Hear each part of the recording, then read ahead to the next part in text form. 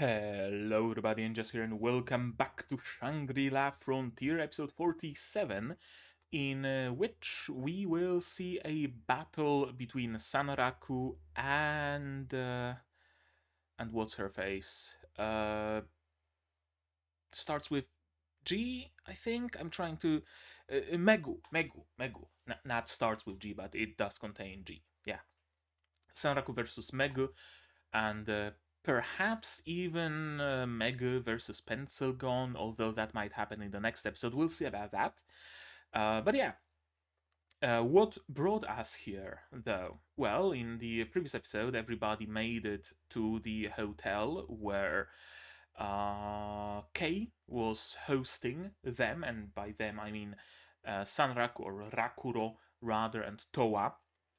Rakuro was very much in awe of his hotel room, which was quite luxurious. Honestly, not quite what I expected. Like, I fully expected Kei to pull some sort of a stunt. But no, he's legit, and that's just the room that Sanaku got. And it has like the top tier, state of the art, the like VR, not a headset, it's like a whole VR chair, VR capsule almost. Sanraku decided, well, they were set up to meet. Sanraku decided that he could use the fact that they haven't seen his face IRL, right? That he knows their faces from newspapers and the internet and whatnot, but they don't know his. And so he elected to wear a mask, because of course. And now he refuses to take it off, because of course. So that's a bit of a quirk that he's going for here, which is good, because I was expecting things much more cringe than just wearing a mask, and things could have gone much more cringe, believe you me. And my cat is awake. Is she? Or is she going back to sleep? No, she's awake and she wants down. There you go. We also got introduced to a brand new character, that being Megu, that I mentioned before, who is the only remaining, remaining, that sounds wrong, the only person from Kei's usual team that could make it to this tournament. And Sanraku, Rakuro, and Towa are filling in for the other two members. And she's not super happy about the fact that Kei insinuated that after Towa and Rakuro are, had their time to play the game that they're gonna play, right, the fighting game, then her win, yeah, no, probably not. While they're still newbies, then the match between you two could go either way, but when they stop being newbies, then no, you've got no chance, girl. And yeah, probably. The big thing about this game is that it uses the Shangri-La engine, as we've heard, and it allows the players to embody any sort of avatar, even of different dimensions and proportions and capabilities than themselves, and still feel it well, right? Feel that everything's all right. Instead of the old technology, where if you were to play a very short person with very long legs, you would stumble around because you're not short and you don't have long legs, for example, things like that. And they have a lot of whatchamacallit, a lot of experience with this brand new engine, so yeah, they're already used to how the new fighting game is gonna play. And we also know that the US team probably hasn't played Shangri-La, so that's gonna be something that they could use against them, right? Their expertise in how Shangri-La engine works. We also learn about the nature of this competition. It's not something like I imagined, where there are brackets, right, and they're climbing up for some sort of championship. Rather, it seems like it's basically an exhibition match to promote the game, right? They grabbed two best esports teams, maybe one from Japan, one from the US, and they're gonna be playing this super cool brand new game that hasn't been released yet as a way to advertise it. And the winner is gonna take some rewards, probably. Would be weird if they didn't. But overall, the purpose of the whole thing, of the whole shebang, is to promote the game. It seems to me, at least. Anything else? Well, the episode ended with Megumi not quite believing that she would lose to Rakuro and Towa and challenging them to fight in this game. Rakuro picked a character, an old man with dual katanas and playstyle similar to Sanraku, and they're gonna fight. And the game has a mechanic where it's villains versus heroes, and heroes fill their heroic gauge by helping civilians, and villains fill their villain gauge by tormenting civilians, it looks to me. So I wonder if there's some potential to exploit here, right? Because I'd imagine if a villain starts exploiting, tormenting civilians and the hero rescues them, then the hero gets heroic gauge. So, in a way, the hero can exploit the villain, but the villain doesn't really have a way to exploit the hero in the same way. Maybe some sort of an imbalance there. We'll see where it goes. Sanraku will certainly pull some interesting stunts. I think that is the minimum that we can expect from him. So, without further ado, how about we just watch this episode, shall we? To do that, you're gonna need your subs to follow along with me. I'm gonna need my sound to hear what's going on in the show, and I'm gonna have to ask you for support. Support the channel if you want monetarily on Patreon, YouTube, down below, or not. Share my content, spread the word, costs you nothing and helps a lot. And with that, we can start watching Shangri-La Frontier episode 47 in 3, 2, 1, go. Starting from the OP. If my voice is a little nasally today, it's because my nasal is clogged. I don't know how I wanted that sentence to go, but that's how it went, so... and my cat did indeed go back to sleep on my bed. In the very center of it, in fact. Which is on brand for her recently.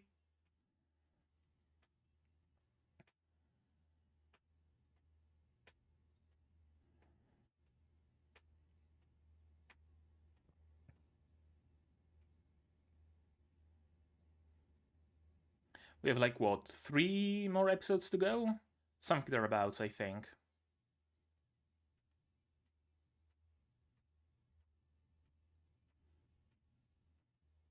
Yeah, I really like this opening.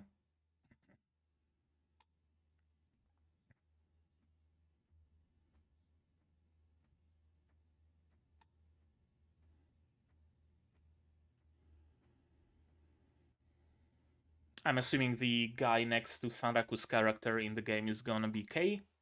Probably. Seems like the brawler type. And Kei picked the monk in Shangri-La for a reason, right? To train for this game. The light blazes brightly, but for just an instant. Oh yeah, this style. That's also great.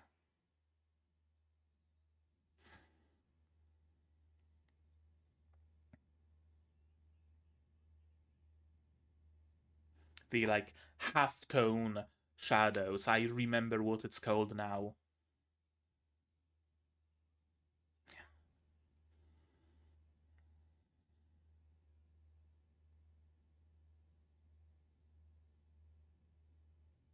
Mm-hmm.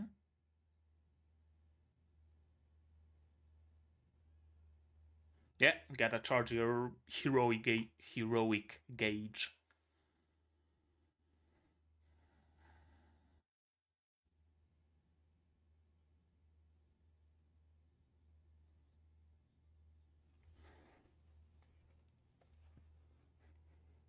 Interesting that it seems to be an open worldy game. Like, I expected this to be like, you know, Tekken, but in VR. An arena, couple of characters going against each other, maybe some 2v2, right?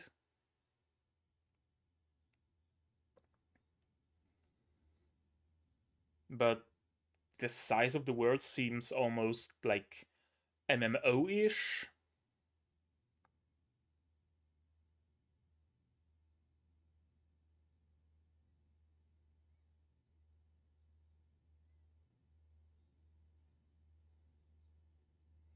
Mm-hmm. Yeah, probably.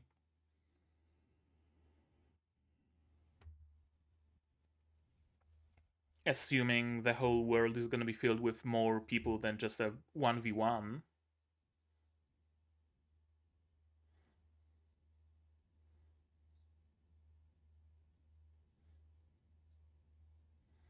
And that's where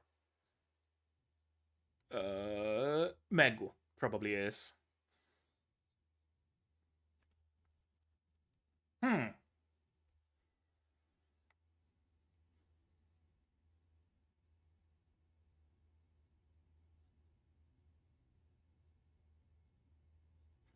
Okay. That's an interesting mechanic. Kind of like Golden Snitch in whatchamacallit, the Harry Potter flying game. Quidditch. Yeah. So we also gotta roleplay your character in a way.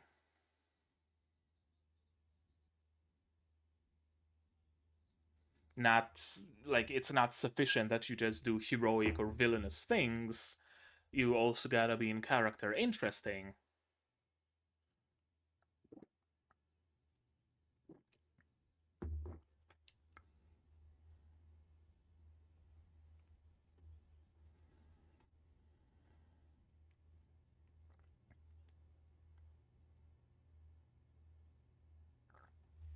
Should probably, yeah, lower the camera a bit.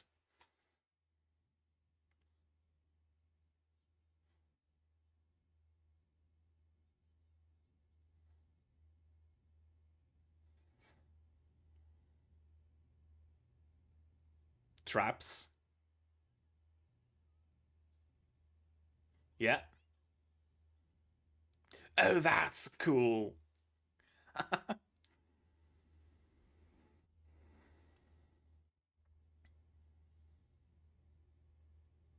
Mm-hmm.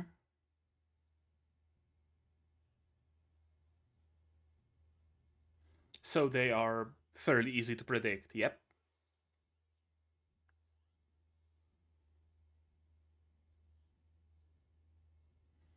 But not impossible. And also it can be parried, yeah. Sarako is parry god after all.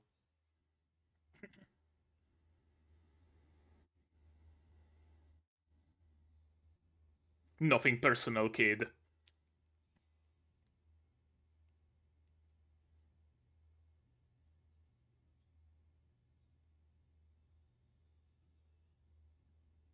Traps. Oh, ulti.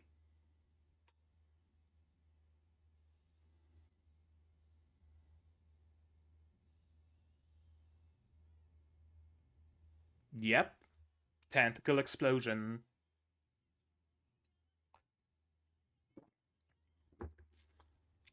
Parried. Oh, yep. Dodged, but close. But so was his.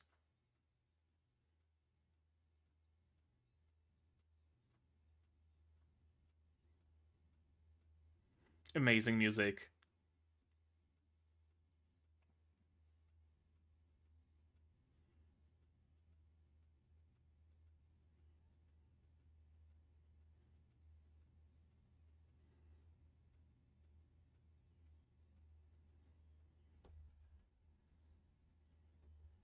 Ooh. Half HP. Traps. No.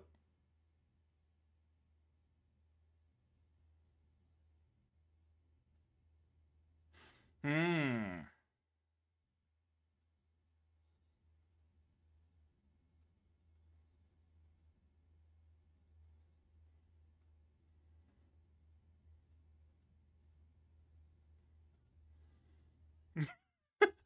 I mean, fair.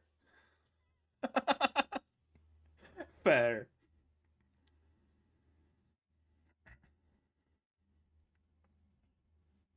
Yeah.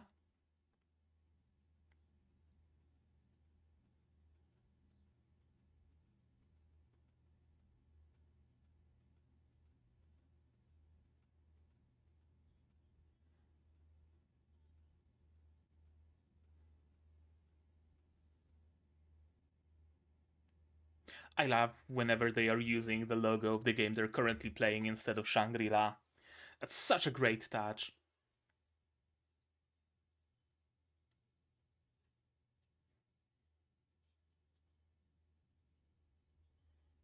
Time to torment some civilians?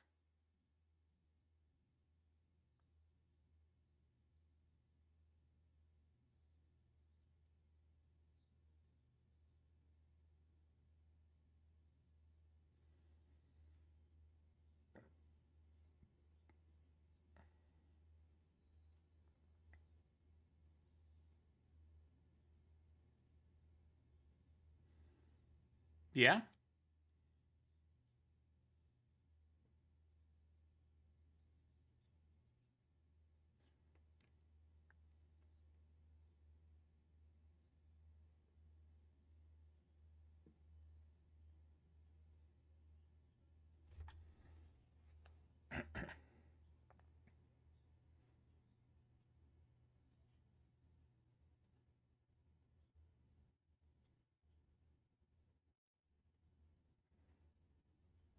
Mm-hmm.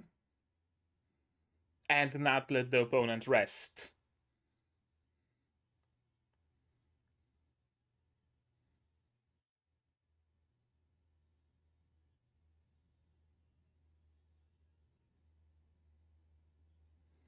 Oh, he had enough gauge for 2 ultimates?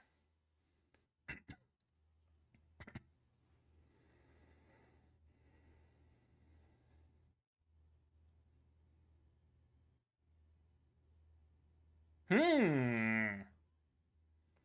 Oh, interesting.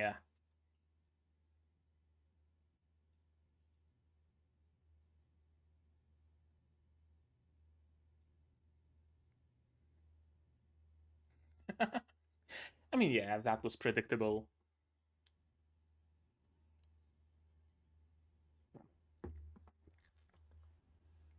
That's just the way he is.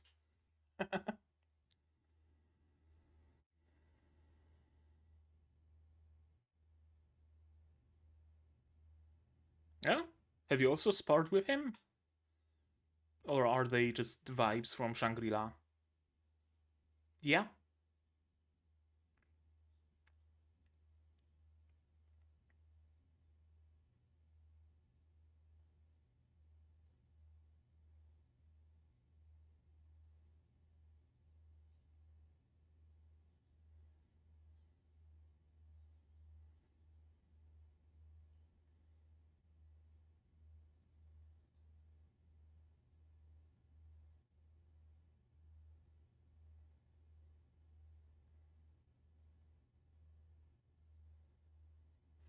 Yeah, but that's also his biggest strength.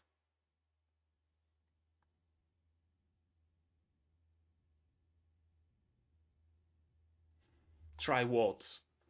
Playing like him?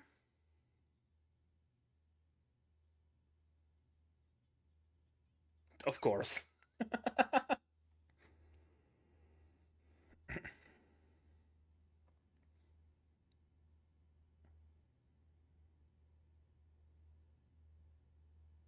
Yeah.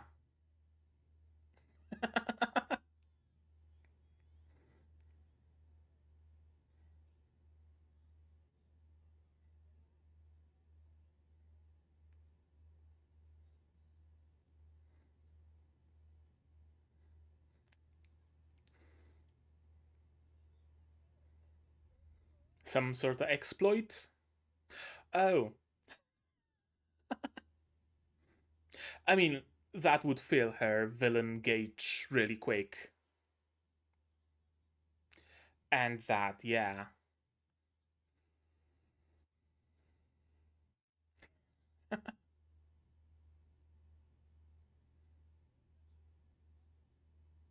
Well, I guess she's not gonna play a hero.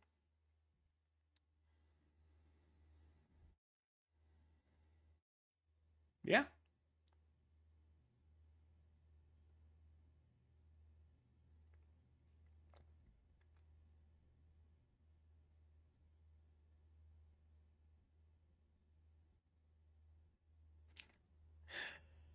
Kinda. Oh? A budding romance? uh, we can't have that, can we?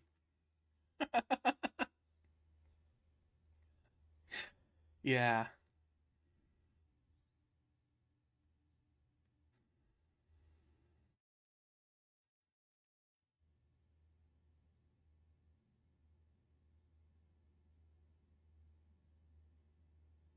Take off the mask? Oh, no. Yeah, I mean, makes sense. Gotta know each other's strengths and weaknesses.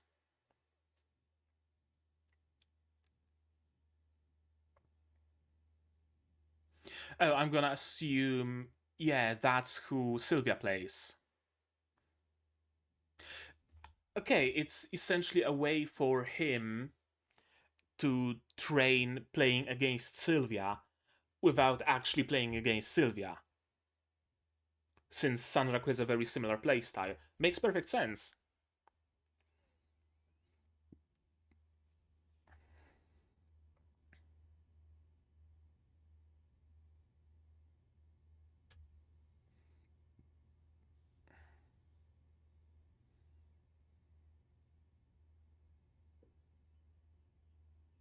Ooh, hero versus hero? So it doesn't have to be hero versus villain. Gotcha.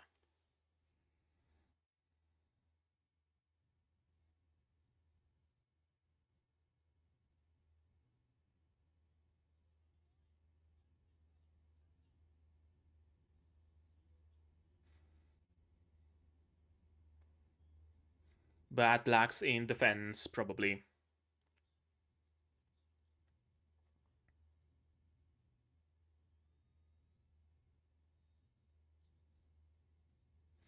And that makes him vulnerable.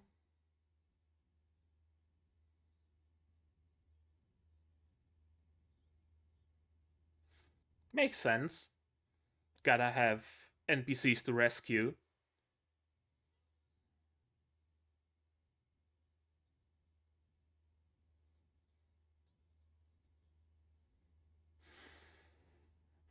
That didn't increase his gauge much.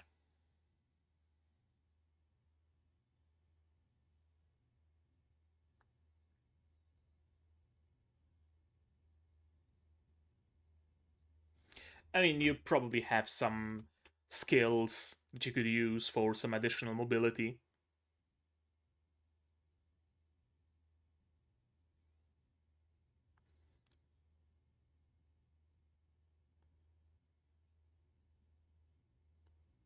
I mean, makes sense. The names are logical, at least.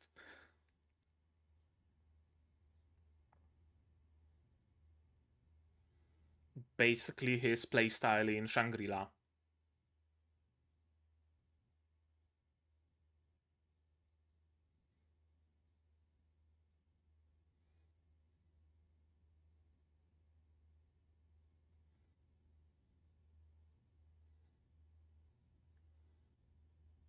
Music's kicking in.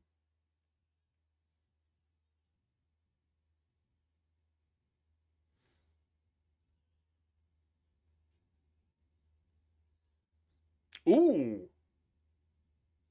Damn, he's good! Yeah, reflects damage.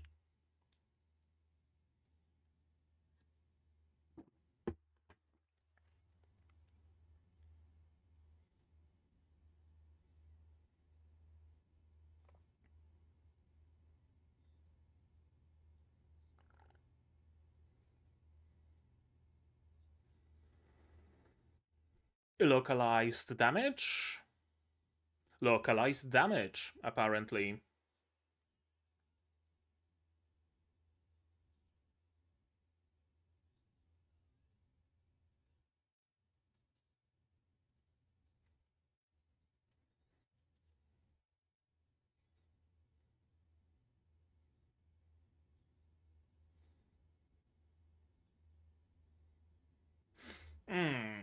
He's trying to figure out what possible vulnerabilities his character can have against Meteus.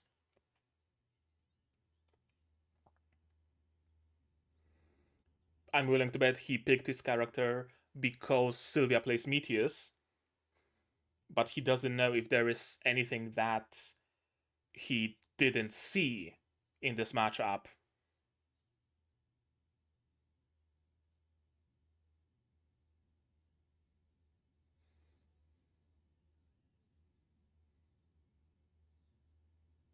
Blaster at the ready, yeah.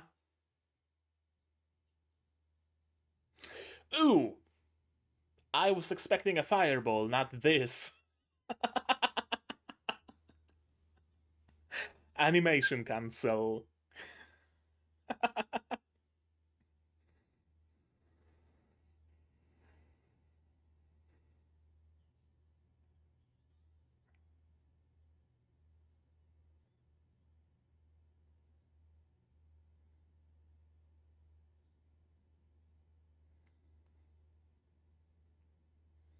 Yeah, your strat can potentially be beaten. Nope.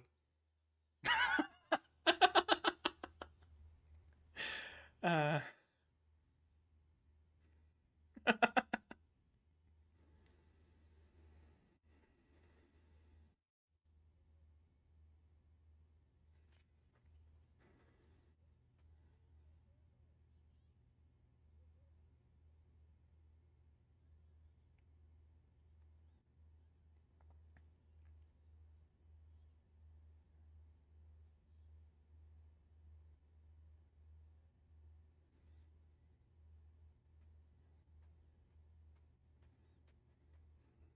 showing Sylvia's playstyle.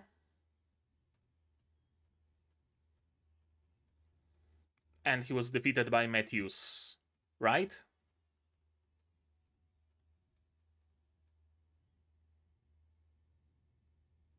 Oh, that's the episode?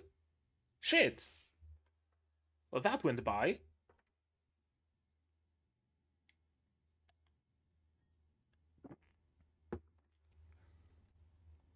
Yeah, that episode went by super quick.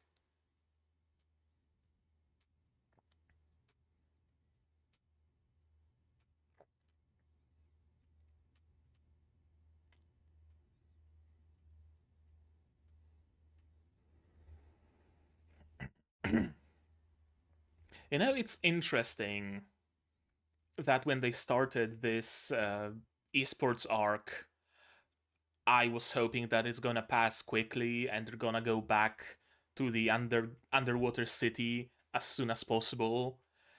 But now that they started this esports arc, I'm like, you know, it would be fun if this was like a full esports tournament. Basically, anything they throw in this show is just fun and engaging, whatever it might be.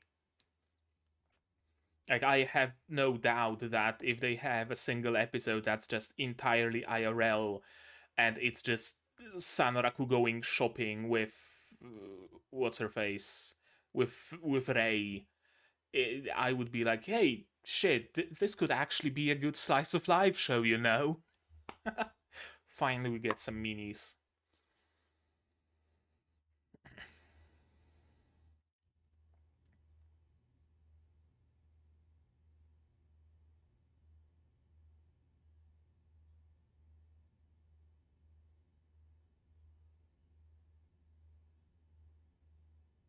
Who's that distorted voice? A lot.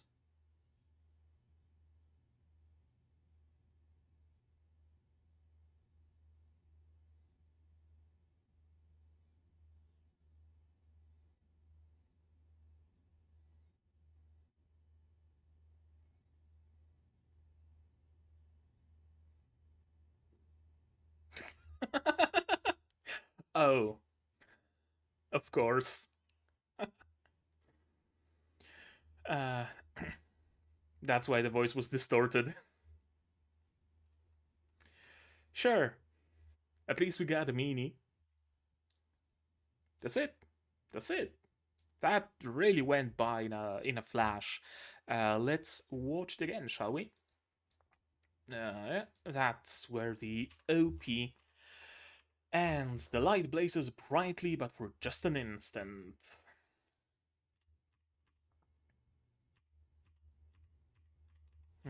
Yeah, charging his hero gauge. She's charging her villain gauge. Yep. Galaxia Comics. Lots of different characters, but we've seen them all in the introduction that Saraku gave us. Like a hero, I want to race across skyscrapers at night. Like a villain, yeah. What was that game? There were at least like 2 different MMOs, I think, that were basically based on this concept, right? That you can be a hero, superhero. One was based on DC, I think. No, on Marvel.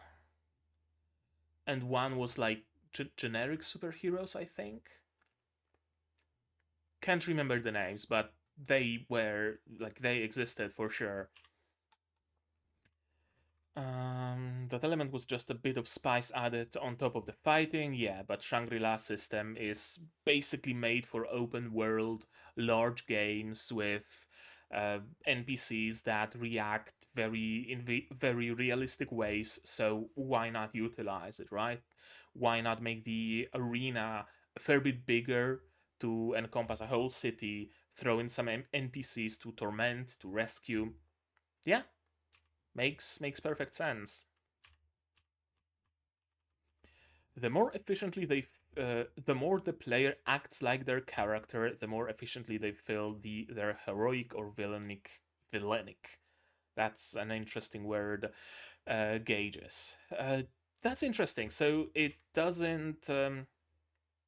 It's not enough that you rescue an NPC, right? It also matters how you rescue them. It doesn't matter that you harm some NPCs as a villain, it also matters how you do that.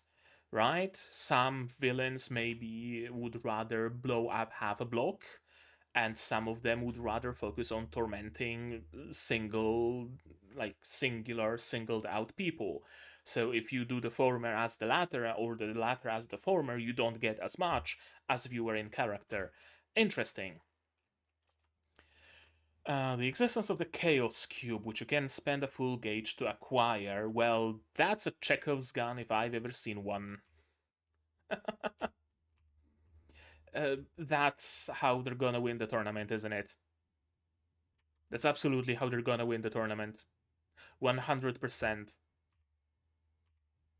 Sylvia is not even gonna be given the satisfaction of fighting to the fullest because Sanraku is just gonna, or Kay, I don't know who's gonna fight her. Someone's just gonna be running around the block and looking for the cube, and they're gonna find it, and that's how the fight's gonna end. Wouldn't surprise me at all. Whether you want to fight or not, role playing is crucial. Yeah. Yeah, actually, that explains why reading the comics is important. The better you know your character, the better you'll be able to plan your tactics, and the better you'll be able to stay in character, so the more character gauge you get. Yeah. Yggdrasil. That's cool. I like it. Uh, I can't remember what game was it. I think it might have been like one of more recent releases. I'm not sure. Or, well, my screen just went out and now it's back. Good, cool. Thank you. Thank you for turning off my screen for a brief moment there. But yeah, there is a game. Maybe just a prototype. I don't remember where I've seen it, but basically uses stuff like that. It uses stop frames and impact frames whenever a character hits, and all sorts of stuff that's very like comicsy, like that, or manga like, or anime like, or whatever you want to call it. Can't remember the name. The shading, on the other hand, reminds me of another game. Uh, Clash Artifacts of Chaos, something like that. It's the kinda sorta Xenoclash prequel ish game. Uh, I think they had a whole write up, or it could have been like a GDC talk about how they handled they had to like use custom shadow post processing or whatever, because in their game shadows are cross hatched, which is again super cool effect, and it really adds a lot to what already is a super stylish game.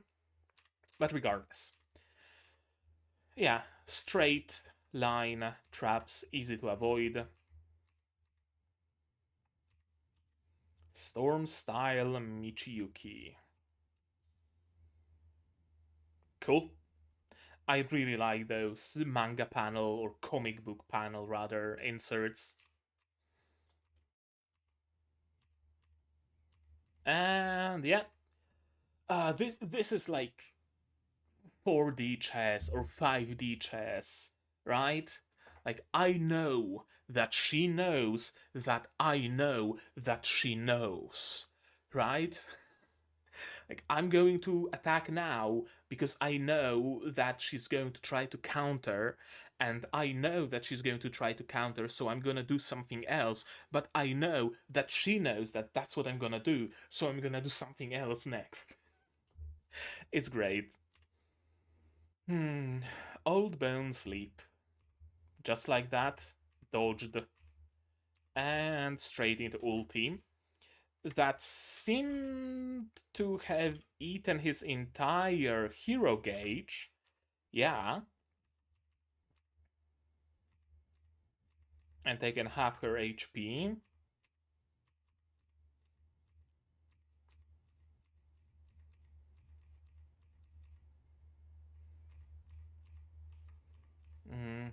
Yeah, she's running away, trying to create her own tempo to the fight, and the best way to defeat her is to break her out of that tempo, take the control of the situation away from her.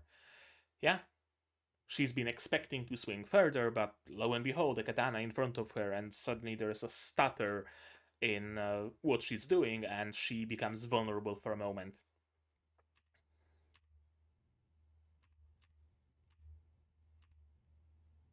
That's a second ult he used, but he didn't help any NPCs, so he had no way of filling up his heroic gauge.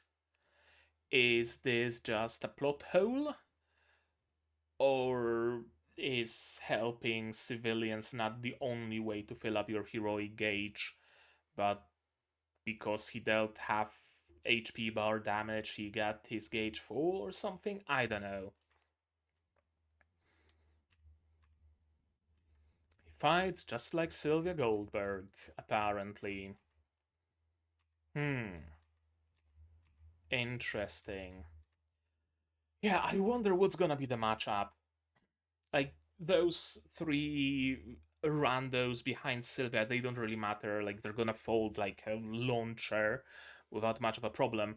I wonder who's gonna go against Sylvia. On one hand, I would fully expect Katso, Kei, to want to fight Sylvia, to want to get a rematch. He's even preparing for it, right? Using lava arms all this time, training with lava arms and training with Sanraku as a substitute for Sylvia. And it would make sense for his character and everything. But I wonder if we're gonna be given a matchup of Sylvia versus Sanraku instead. For some reason. Maybe Kei swallows his pride and says, you know what? Sanraku, you're gonna be the better matchup with Sylvia. I would very much like to play her, but, winning is what matters, and you are more likely to win against her than I. I don't know. I don't know how the tournament itself is gonna look. Is it gonna be a bunch of 1v1s? Or is it just gonna be a 4v4? Maybe it's gonna be 4v4, in which case the one-on-one matchups don't really matter much, because it could very well happen that Sylvia and Sanraku stumble upon each other and start fighting, and it doesn't necessarily have to be Kei who meets up with her. We'll see how it goes. The way they play really is similar. Yeah, a great way to train against your nemesis without actually fighting your nemesis. And she is, of course, as unethical as always. Which, I mean, is great for a villainous playstyle, right? You want to create as much mayhem and carnage as you can to fill up your gauge and get lots of points and whatnot.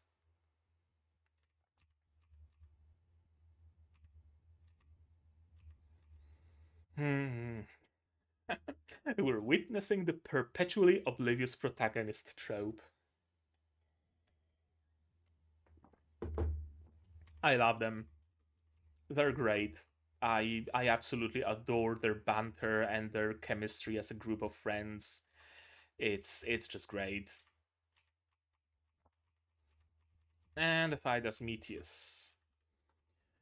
Short range attacker, one of the fastest in the game, lots of vertical mobility, lots of mobility in general, stops briefly when changing direction, which is a moment of weakness, and doesn't deal this much damage. Has to enter a whole ass combo to deal optimal amount of damage, I presume.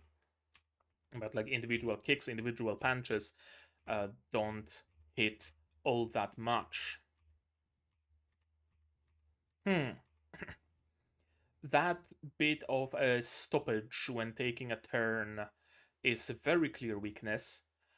I wonder if it's not too clear in a way where we are all expecting it to be used to defeat Sylvia, and it's just kind of obvious, and they might not want to go for something obvious. We'll see. And there is the Brawler using Lava Hands. Perfect matchup against Meteus, seemingly. But, of course, everything depends on the player, right? Bit of a bait. Meteus can't easily change direction, so once he's rushing straight at you, he can't really swerve, so you can prepare your shot ahead of time. And baited straight into the range of the blaster. Another very stylish insert. But Sanraku is, of course, built different, so he just animation cancelled and swapped into a backbend and went straight for a kick. Yeah. My armed lava can't beat her. Assuming she plays exactly or similarly to Sanraku, then yeah. If you can't beat Sanraku, chances are you can't beat Sylvia. Hold on a minute now. Winning is what matters. I gotta win. I mean, it's a match. I'm not giving it up. We're fighting. I gotta win. Japan's new hero Kei chooses Armed Lava as usual, and she chooses Meteus, and the episode ends. I'm gonna assume the next episode, at least in part, is gonna be the flashback to that fight. And I don't know. And we're gonna see that fight.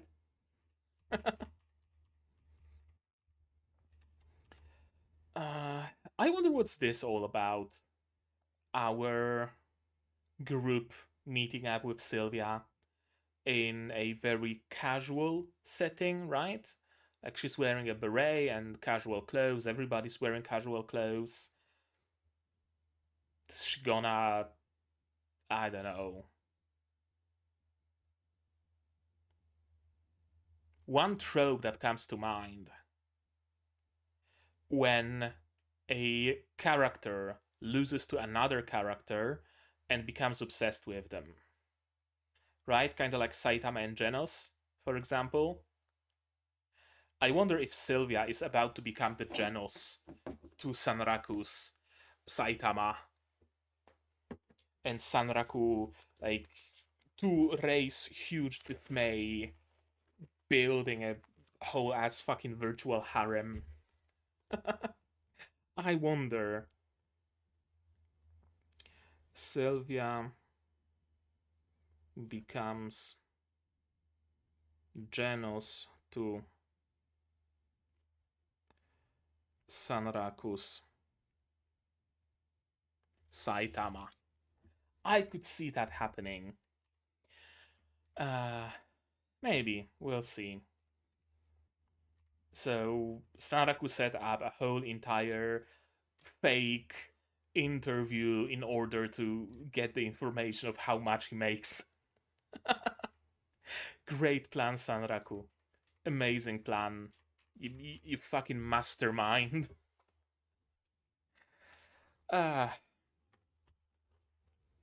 Alrighty. That was episode 47. Yeah, episode 47 of Shangri-La Frontier. And it was fun. It went by in a flash, but mostly because it was a lot of fighting, and fighting in Shangri-La always just goes by really quick, to the point where I can never be sure if I actually had any commentary during those fights or not, because they just go. They just go. And we had two fights in this episode, so that's why it went by so quickly. Anything else that was super important in this episode? I like Kei's plan, in that he wants to use Sanraku as a substitute for Sylvia in a way to train fighting against her. That makes a lot of sense. That's super cool. I really like the fact that I still don't know. I still cannot be sure how the fight is gonna go exactly. Very often, when in an anime or in a manga or wherever, there is some sort of a fight teased, be it a tournament or a main character versus someone, you more or less have an idea how it's gonna go, right? Like, this dude is probably gonna do something underhanded. Our hero, of course, is gonna rush to help their teammates, and it's gonna risk his own life. But he's gonna come out of it eventually unscathed, yada yada yada, right? You usually have more or less of an idea. If the main character or the main group is destined to fail in the next clash, you most often have a fair bit of an idea that yes, they might actually fail in this fight. But in this case, I really don't know. I really have no clue. And it is, in a good part, thanks to the fact that everything is taking place in virtual reality. And I think I already talked about it, but I think it was during season 1. I'm not quite sure. But many people don't like shows that take place in a video game because they claim that there is no stakes, right? Because, oh, it's just a game. If your character dies, then you just respawn. So, like, what are the stakes really in that fight? What are the stakes in the game? What are the stakes in the story? And I really disagree, because there are no stakes in... No, differently. If Shangri-La action here, just in Shangri-La itself, was some sort of an isekai story, or trapped in a video game, you die in a game, you die in real life, or anything of the sort, then I would say that there are no stakes. Because Sanraku is the main character, he cannot die. Simple. If he goes into some dangerous situation, he goes to fight a boss solo, or he gets attacked by some PKers, we know that he's gonna come out on top. Because he's the main character, he's gonna survive. He can't die. If he dies, he's gonna be resurrected soon enough. Because we can't have our main character dead. And it's the same for basically any sort of story like that. But precisely because it takes place in a game, precisely because it takes place in a virtual reality, I can never be sure how any given fight goes. Sanraku could lose at any given moment. He could lose any of the boss fights, he could just get ganked by PKers, he could fall off a cliff and die to fall damage, right? He could lose in this tournament. Absolutely. He could be one of the very first people to just lose and fall to Sylvia, right? And because it's virtual environment, because it's a game, it doesn't end the story itself.